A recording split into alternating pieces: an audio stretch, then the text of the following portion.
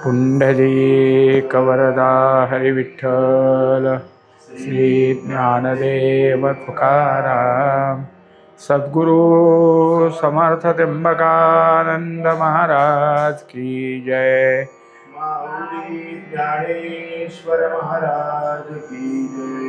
जगद्गुरु तुकाराम महाराज की जय। श्री गुरुदेव दत्त।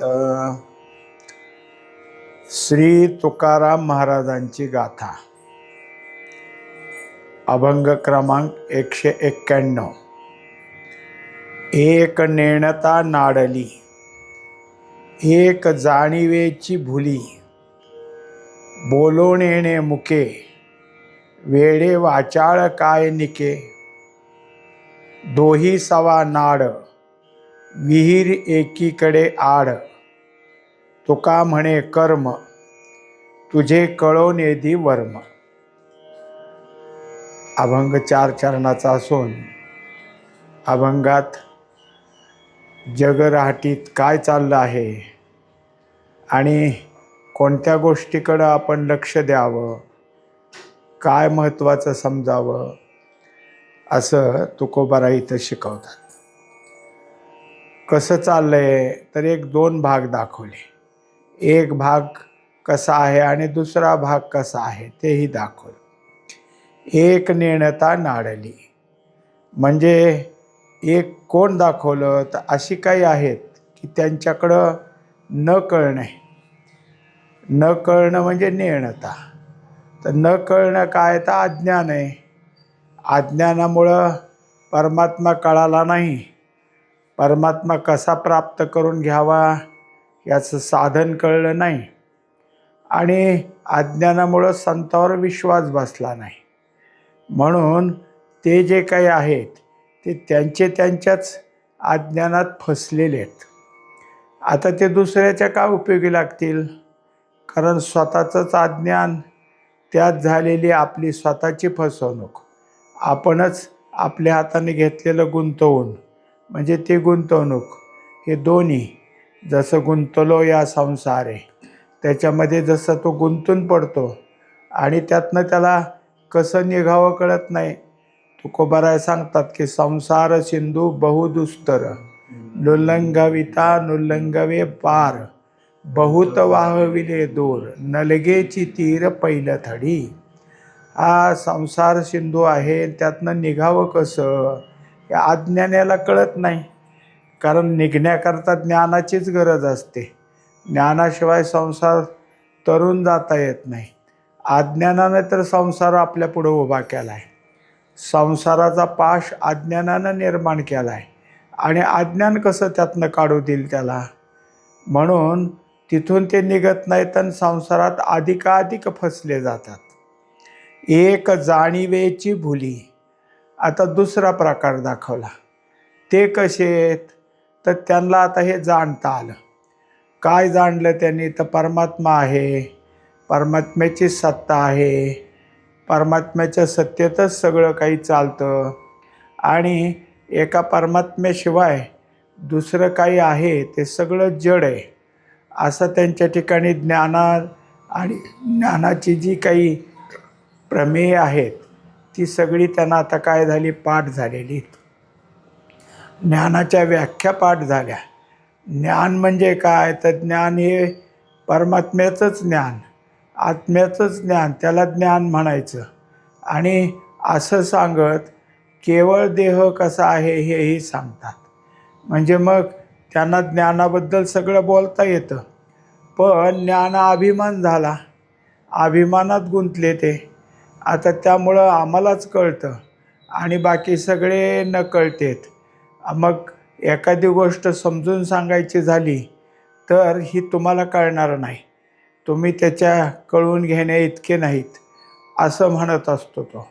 शिवाय काय आहे की जितकं मला कळालं, जेवढं मला ज्ञान झालं तेवढं ज्ञान तुमच्याजवळ नाही, असा अभिमान त्याच्याजवळ असल्यामुळं त्या अभिमानात तो काय आहे तर स्वतःला मी ज्ञानी म्हणून एक भ्रमच धरून बसलेला आहे। आता ज्ञानानं कळतं, पण ज्ञान हे केवळ वाचाळपणात असून म्हणजे बोलीभाषेचं असून काय कामाचं, सगळं येत असलं तरी काय करायचं. जसं एक सांगतात आपली गोष्ट की पक्ष्याचं घरटं होतं आणि त्याचे नर मादी त्यांना आपलं काय करायचे, चारा घालायचे. ते लहानच होते पिल्लं. मग त्यांनी एकदा चारा आणायला चालले, तेव्हा त्या पिल्ल्याला सांगितलं, बघा आता आम्ही चाललो आहे चारा आणायला, इथं पारधी येईल आणि जाळं टाकल, तुम्ही त्या जाळ्यात पडायचं नाही. पारधी आला तर त्याला हात लावू द्यायचा नाही. तो हात लावायला लागला की इकडच्या तिकडच्या फांद्यावर थोडं थोडं उड्या मारा. मग ते म्हणले बरं, मग काय काय सांगितलं तुम्हाला. मग त्यांनी सगळं सांगितलं की पारधी येईल, हात लावला तर हात लावू द्यायचा नाही, जाळं लावलं तर जाळ्यात पडायचं नाही. आमचं आता पाठ झालं. हे गेले आणायला. आला पारधी. पारधी आल्यावर ते म्हणले अरे पारधी आला आहे. पारधी आला, अंगाला हात लावू द्यायचा नाही. पारधी आला, जाळं लावलं तर त्यात पडायचं नाही. हे पारध्यालाच सांगतात. असं आहे, आम्ही आता पाठ केले. पारधी आपला आला, त्याने धरलं, त्यांना जाळ्यात टाकलं, निघाले. आता ते खाली उतरून निघतो तोवर पक्षी तिथं आले आणि मग त्यांनी चिवचिवाट करून ओरडले, अरे कसं काय, हे काय आमचं अजूनसुद्धा पाठ आहे म्हणले. आता जाळ्यात पडल्यावर पाठ करून काय करायचं. तसं नुसतं पाठांतर काय करून करायचं आहे. म्हणजे मग हे काय, जसं एखाद्या घोड्याच्या पाठीवर खूप ग्रंथ ठेवले आणि ह्या कडेपासून त्या कडेपर्यंत त्याला खूप चालवलं, मग पाठीवर ठेवलेल्या ग्रंथाने काय व्हायचं आहे. म्हणजे व्यर्थ भरोवरी करशी पाठांतर. हे सगळं झालं तरी वर्मदूर राहिल्यावर काय करावं. म्हणजे मग एक अज्ञानी तर दुसरा ज्ञानी तोही कामाचा नाही. अज्ञानी तर अज्ञानात फसला आणि ज्ञानी ज्ञानाच्या अभिमानात भ्रमी झाला. असे हे दुसऱ्या तुकड्यात सांगतात की बोलो नेणे मुके. आता दुसरा प्रकार दाखवला. हे पण त्यातलेच आहेत की जे वर समजून द्यायचं आहे तसंच इथं पण समजून दिलं की एक जण आहे, त्याला काही बोलता येत नाही. आता मुका म्हणजे काय असतं, तर ज्याला काहीच बोलता येत नाही ते. आता हितला मुका कोणता आहे, तर त्याला शास्त्र कळत नाही, त्याला संत काय सांगतात ते कधी समजलं नाही, समजलं तर अंतःकरणात टिकलं नाही. मग परमार्थाविषयी काहीच बोलता येत नाही, ते मुकाच आहे. त्याला परमार्थाचं काही कळत नाही. मग त्याच्यामुळं काय होतं की असून त्याचं बोलणं त्याला काय कामाचं. मग त्याला ह्याने काय केलं, मुका नाव दिलं. म्हणजे जसं मुका झालो वाचा गेली, हे जसं त्याच्यामध्ये आज दाखवलं तसं हा मुकाच झाला आहे. कशाच्या बाबतीत, तर काहीच नाही. म्हणजे त्याला सादर संतांनी सांगितलेलं नामसुद्धा घ्यायला येत नाही. ते म्हणलं तर म्हणतो कधी म्हणू असलं, आणि फार अवघड आहे ते, मला नाही म्हणता येत. जे नामही घेता येत नाही आणि कुठलं सांगितलं तर ते समजूनही घ्यायचं नाही. मग परमार्थाविषयी मुकाचा येतो. आता त्यांनी सांगितले की बोलो नेणे मुके. मुका जसा बोलत नाही तसा हा सुद्धा कशाविषयी काही बोलत नाही. देवाचं नाम सांगत नाही, देवाचं रूप वर्णन करत नाही, देवाचं चरित्र सांगत नाही, भक्तांचं वर्णन करत नाही, भक्ताचं चरित्र सांगत नाही. मग हा मुका आहे. आता एक झाला हा मुके. वेडे वाचाळ काय निके. आता त्याच्या पुढं दुसरा दाखवला. हा कसा आहे, तर वाचाळ आणि बडबड करणारा. वाचाळ म्हणजे बडबड. कशाची बडबड करतो, नको त्याची. जो काही त्याचा त्या वस्तूशी संबंध नाही असलंही बोलायचं. जिथं आपल्या कधी हाती लागणार नाही ते पण बोलायचं. म्हणजे काय बोलतो काही नाही, आणि बोलायला लागला तर त्यातले 4-5च शब्द खरे असतात, बाकी सगळं तो खोटंच बोलतो. म्हणजे केवळ वाचाळ आहे, अनंत वाचाळ. बरळती बरळ. म्हणजे ह्यांचं बडबड नाही आणि कितीही बडबडच करतो. पुढं दाखवलं काय निके. आता इतकं बडबडला तर ह्यातलं नेमकं काय. कारण कोणती गोष्ट बडबडली तर त्यातलं सत्य काय बोलतच नाही. मग असत्यच बोलतो म्हणल्यावर त्याला काय करायचं.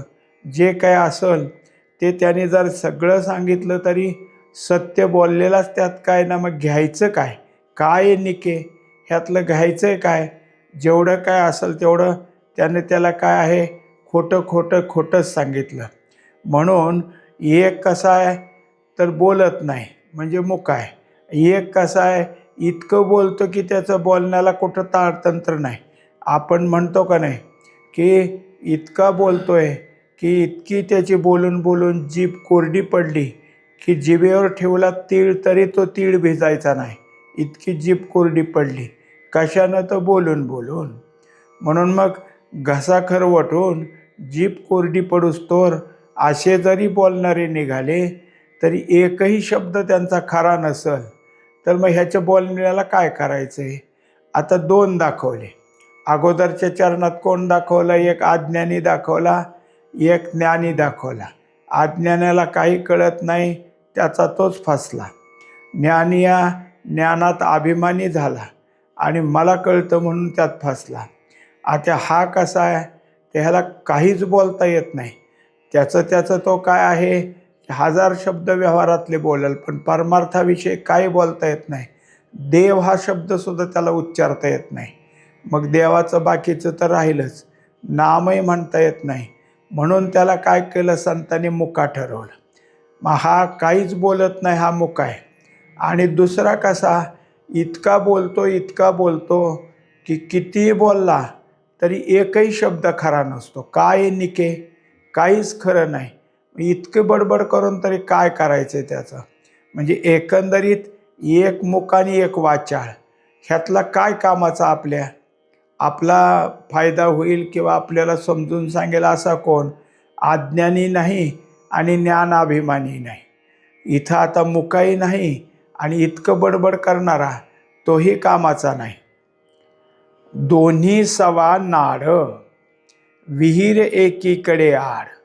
आता हे दोन्ही कसे झाले तर प्रतिबंधकच झाले. कारण ह्यांच्याकडं जावं तर काय करतील तर निष्कारण अडचण करून बसतील. अज्ञानी अज्ञानाचंच बोलत राहील, तिथं जाता येत नाही. ज्ञानिया जरी बोलला तरी तुला काय कळते, तुला कळणार नाही ह्यातलं असं म्हणून आपल्याला काय आहे, नाकळत्यापणात ढकलेल. कशासाठी? तर मी फार कळणार आहे म्हणून. दुसरा प्रकार दाखवला एक, त्याला काही सांगता येत नाही, बोलता येत नाही, देव नाही, नाम नाही, चरित्र नाही, काही नाही, म्हणजे हा मुका आहे. ह्याचं बाकीचं काय असेल ते ऐकायला काय, पण जे बोलायचं ते ह्याला बोलताच येत नाही म्हणून हा मुका आहे. आणि दुसरा इतका वाचाळ आहे की त्याच्या इतकं बोलणं किती जरी झालं तरी एकही शब्द खरा बोलणार नाही.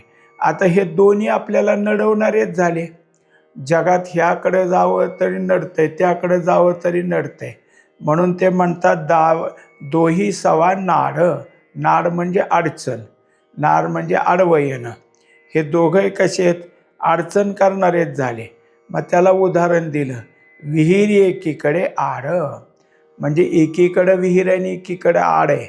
हे दोन कसं दाखवतात तर जसा मनुष्य संधीत सापडला, आता इकडं जाऊ म्हणूस्तोवर आड आहे, तिकडं जाऊ म्हणूस्तोवर विहीर आहे, त्याला त्यातनं जसं बाजूला येता येत नाही, तो अडकलेला आहे, तसं आपलं झालं आहे. आता ही आमची अडचणच होऊन बसली. दोन्हीकडे नाड म्हणजे दोन्ही जे आहे, दोन्ही सवा नाड, हे दोन्हीकडचे अडचण झाली. वरचे दाखवलेले दोन नमुने म्हणजे एक विहीर आणि एक आड झाला. आडाच्याही पलीकडे जायला रस्ता नाही, आडमध्ये आडवा. विहिरीच्या मध्ये पलीकडे जायला रस्ता नाही, मध्ये विहीर आडवी. हे सगळं काय आहे की ज्यांच्या ठिकाणी आपल्याला उद्धार व्हावा, आपलं कल्याण व्हावं असं वाटतं, त्यांना हे जग सगळं असं आहे. कोणाकडे जावं त्यांनी, कोणाकडून त्यांचा उद्धार व्हायचा आहे हे कळत नाही. म्हणजे दोन्हीकडे हे संकटात सापडलेले आहेत. तुका म्हणे कर्म. आता हे असं झालं म्हणजे सांगितलं आहे की इच्छा आहे, पण हे सगळ्या आशांच्या गाठी पडल्या. मग ह्या व्यक्तीचं काय होणार तर तुकोबाराय म्हणतात काय होणार आहे ह्याचं पापच आडवं आलं आहे. हे पाप आडवं आलं म्हणजे हे कर्म आहे.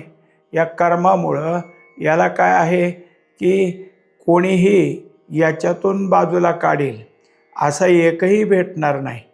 कित्येक वेळा असं झालं की जन्माला आले आणि नुसतंच करत करत करत राहिले आणि शेवटी मेले.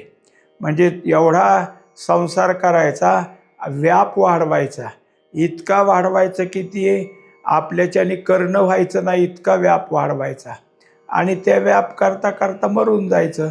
म्हणजे मग त्याला कोण आडवं आलं? कर्म आडवं आलं. म्हणजेच कर्मरूपी पाप आडवं आलं. तसं पाप आडवं आलं तर हे असे भेटतील, पण बरोबर रस्ता सांगणारे असे कोणी भेटणार नाहीत. हे काय झालं की आपल्याला तुझे कळून येदी वर्म. त्यामुळे ह्या पापानं तू काय ह्यातनं कसं निघल, कशी वाट काढावी याच्याबद्दलचं तुला कोणत्याच प्रकारचं काय आहे वाट सांगणार नाहीत, वर्म सांगणार नाहीत. वर्म म्हणजे काय असतं की महत्त्वाची गोष्ट की जी केली असता त्याच्यातून बाहेर पडता येईल. एरवी काय आहे की सगळीकडं अशीच अडचण आहे. एका ठिकाणी एक सांगतात आपलं ह्याची गोष्ट, विनोदाची गोष्ट सांगतात. एक गाव होतं, त्या गावात एक म्हातारी होती आणि ती इतकी भांडकुदळी की कोणी आलं समोर की भांडायचीच, कोणी आलं समोर की भांडायचीच. आता ते गाव कंटाळून गेलं, रोज उठून हिला भांडायचं आणि ती काय गप्प बसायची नाही. ते म्हणले मला तसं नाही चालायचं, मला कोणतरी मी माझ्या पुढं आलंच पाहिजे, मी भांडणारच. आता गावाने विचार केला की हिची आता बारी लावू आपण. ज्या घरावर बारी त्या घरापुढं तिने जायचं, घरातल्या बाईनी पुरुषांनी तिच्या पुढं येऊन उभं राहायचं आणि तिला त्या माणसाला भांडायचं. तो दिवस झाला की दुसऱ्याचं घर. असं घरं आता ज्या घरातलं भांडणाची बारी असेल ते बरोबर दारात उभारावर राहायची की ये बाहेर चल, ये बाहेर चल लागायचे. आता त्यांना माहिती हिच्या तोंडी लागलं तरी ही एका वाक्याला 10 वाक्य बोलते. त्यामुळं स्पर्धा करायला कोण तयार आहे? खाली मान घालायची, बाबा कशी का होईना आजची बारी सरली आपली एकदाची. मग त्याला ते दुःख संकट यायचं आणि संकट सारायला आपलं गप्प बसायचं. दुसरे आपले गप्प बसायचे, आपली काय बारी का आज, होऊ दे त्यांची. आता असं करत एका ठिकाणी आली. तिथं एक पाहुणा आलता, म्हणजे बाईच होती ती, पण ती म्हणली असं असं आहे ना आमच्यावर आज बारी, आता तुम्ही पण बाहेर आला म्हणजे तिचं बोलणं खावं लागेल, आता काय करायचं. मग ती म्हणली थांब आता. मग तिने काय केलं, असो दे म्हणले, आता मी काय करते तुमच्यासाठी थोडंसं आता करतेच काहीतरी धीटपणा. म्हणले न्हाव्याचं घर दाखवा. ती गेली आणि सगळे डोक्याचे केस काढून आली आणि बसली घरात. आता ते झालं की ती आली बाई, ती आली की ती म्हणली हो का आमच्यात पाहुणे आलेत आणि ते पाहुणे म्हणले तुमच्यावर मी भांडणार पण तुम्ही काय नाही. मग ते आले, म्हणले मी काय तुला कमी आहे काय? म्हणजे मी माझे इतकी तू काहीच करू शकत नाही, बघ मी केस काढले का नाही, मी कमी का? म्हणले मी आत्ता काढून येते. गेली नाही पुढं, काढ माझे केस. आली तिकडं, तर हिने काय केलं, डोक्याला आपलं लाल लाल लावलं. हे आली की हे बघ आले म्हणले, मी नुसतं काढले का? म्हणले हे बघ ह्याच्यावर शेंदूर थापलाय. आता ती गेली आणि जे आगाग व्हायला लागली, आज तिला भांडायचं कळेना आणि काय होईना झालं. तिची खोडच मोडली परत. आता म्हणले काही खरं नाही. मग पुन्हा गाववाले म्हणले बघ हे असं तुला तुझ्यापेक्षा भारी आलं ना, म्हणजे काय कशाला हे असलं करते? नाही म्हणले आजपासून भांडायचे नाही मी कोणाला. म्हणजे वर्म जे असतं ते वर्म आल्याशिवाय काय होत नाही. असं जे काही वर्म आहे की ह्यातनं सगळ्यातनं तुला बाजूला काढेल, हे वर्म तुला हे पाप कळू देत नाही. पाप आपल्या आडवं येतं आणि परमार्थाकडं का वळू देत नाही तर कर्म आडवं येतं. कर्मामुळं मनुष्य काय करतो त्यातच गुंततो आणि त्याला पुढं आपल्याला आपला भाग्योदय कशात आहे हे त्याला कळत नाही. दुसरा अभंग सांगतात 192.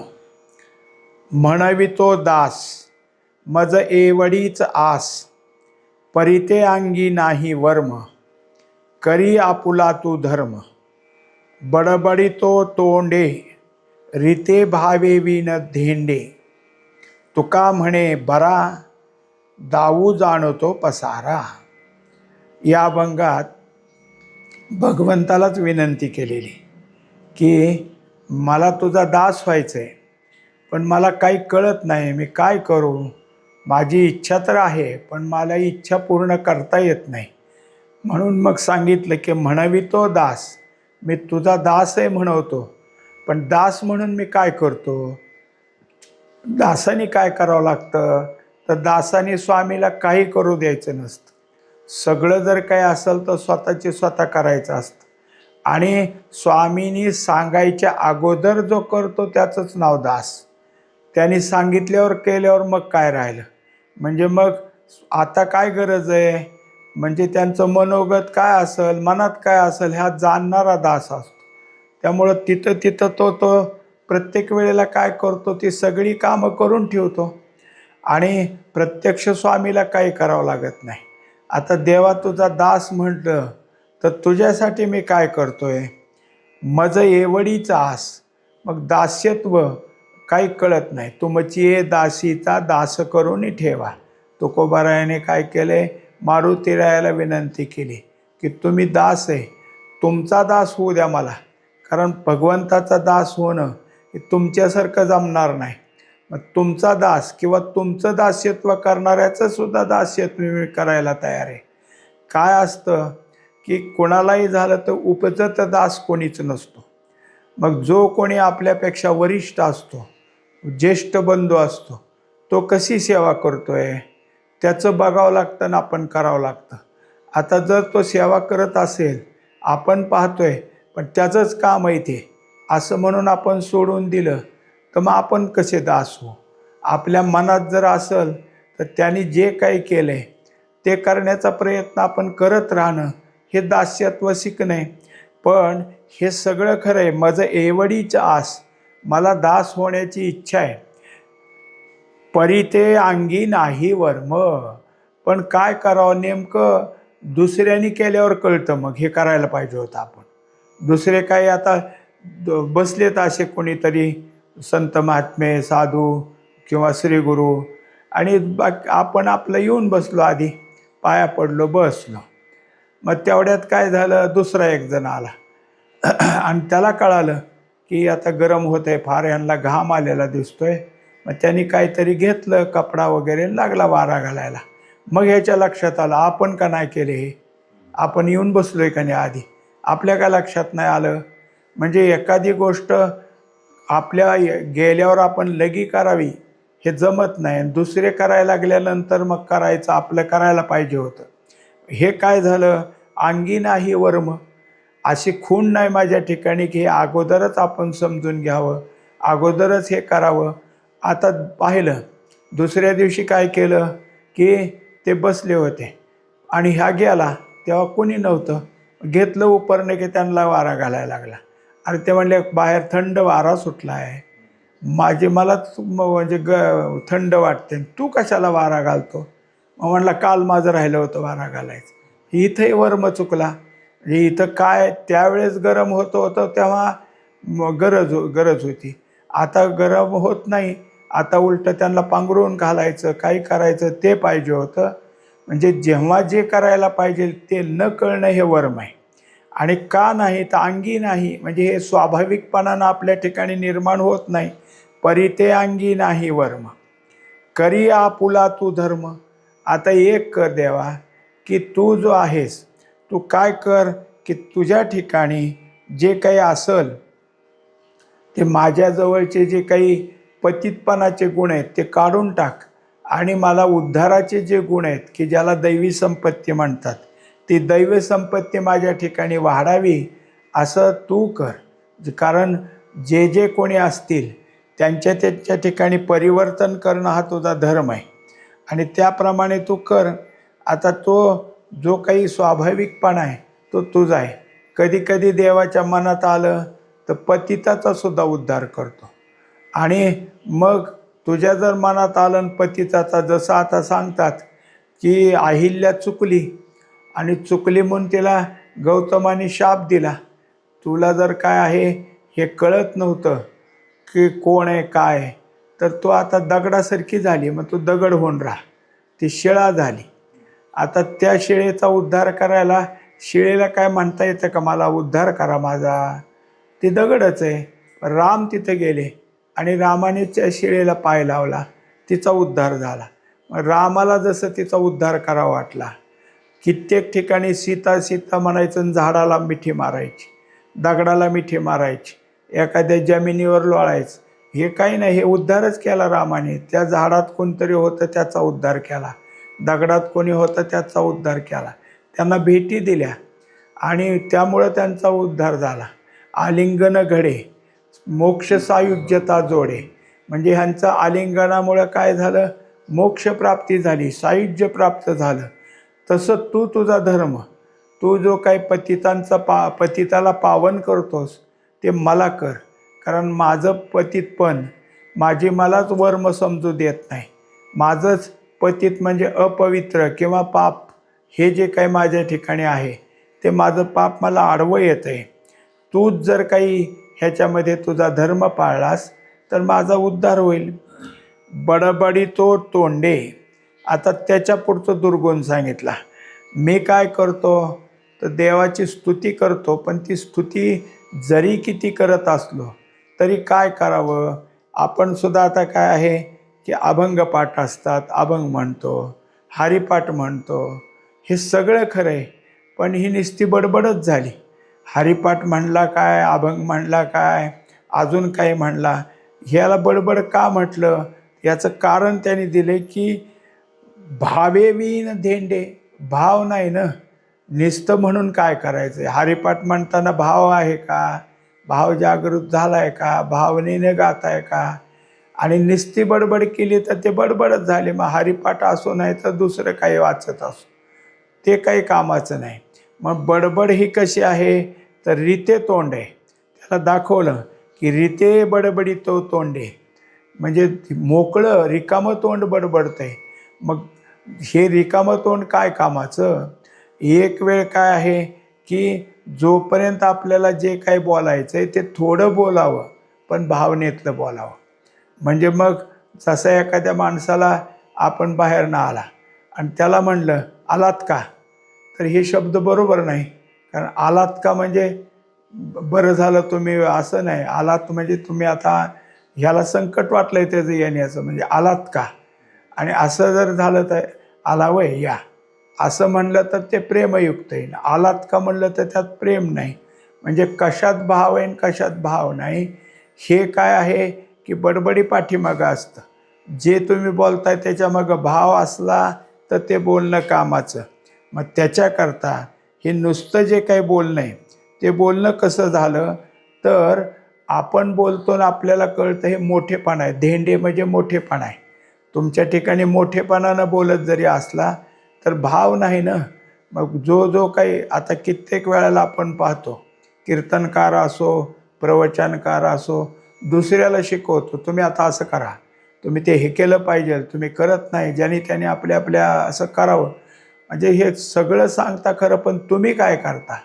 मग नुसतं जर सांगत असाल आणि दुसरं तुम्हाला काही असं लोकांसांगे ब्रह्मज्ञान, आपण कोरडे पाषाण, आपल्याजवळ काही नाही, मग हे झालं भावेवीन. हे याला म्हणायचं देंडे. आणि नुसता मोठेपणा करतो, दुसऱ्याला शिकवायचं काम करतो, स्वतः कधीच त्यात काही जात नाही. अशी जी जागा आहे, त्याच्यामुळं इथंही सांगितलं की हे मला होत नाही, माझी इच्छा मात्र आहे. कारण पहिल्या चरणातल्या दुसऱ्या तुकड्यात म्हणलं माझं एवढीच आस, मला तुझा दास व्हावं ही आस आहे. तुका म्हणे बरा. आता काय आहे की किती केलं मनुष्यानं, काय परमार्थ करण्याच्या नादात खूप करतो. काही काही अगदी पहाटे उठतात, सगळ्या देवाला आंघोळ करून झालं की ओल्याने पाणी घालत हिंडतात. पुन्हा झालं की घरी आलं की कपडे बदलून पोथी वाचत राहतात. पुन्हा झालं की स्वयंपाक झालं की केलंय त्याचं नैवेद्य दाखवायला जातात. परत आलं की अजून काहीतरी करतात. हे सगळं खूप केलं, पण पसाराच केला नुसताच. हे केलं ते केलं ते केलं, आत काय उरलं, आत काय उतरलं तर काहीच नाही. नुसतं दाखवायचंच सगळं. आणि मग कोणी आला म्हणजे सांगायचं अहो दिवसच पुरत नाही मला, पहाटेपासून देवाचंच करावं लागतं, अंथरुणावर अंग टाकूस तर देवाचंच करतो. मग हे करतो म्हणजे दुसऱ्याला दाखवायला करतो किंवा काहीतरी तू हे सगळं करतो हे तुला करणं वाटत असेल तर तो पसारा झाला. जे करायचं ते अंतरंगी वळलं, आत मुरलं, तसं आपल्याला निर्माण झालं आपल्या शरीरातलं वळण स्वभाव तर बरं आहे. नाहीतर वर कितीही काही केलं तर हे वरचं त्याला त्यांनी सांगितलं की दावू जाणवतो पसारा. दुसऱ्याला आपण किती करतो हे दाखवतो, हा पसारा आहे. पसारा म्हणजे काय? अनेक गोष्टी इकडे तिकडे पडणं, अस्ताव्यस्त पडणं, त्याला पसारा म्हणायचं. तसं हे काही धारबोळच नाही. काही कुठेही कसंही करत राहतो आणि मी भक्ती करतो म्हणतो, मी परमार्थ करतो म्हणतो. म्हणजे हे सगळंच त्याचं काय आहे? फक्त पसारा आहे. तेव्हा दास कसं असावं हे मला कळत नाही. ते वर्म भगवंता तूच शिकव. माझ्या मनापासून असं आहे की तुझा दास व्हावा. मग तुझा दास होण्याकरता काय काय करावं लागेल ते तू मला शिकव. पुंडलिक वरदा हरी विठ्ठल, श्री ज्ञानदेव तुकाराम, सद्गुरु समर्थ त्र्यंबकानंद महाराज की जय. माऊली ज्ञानेश्वर महाराज की जय. जगद्गुरु तुकाराम महाराज की जय. श्री गुरुदेव दत्त.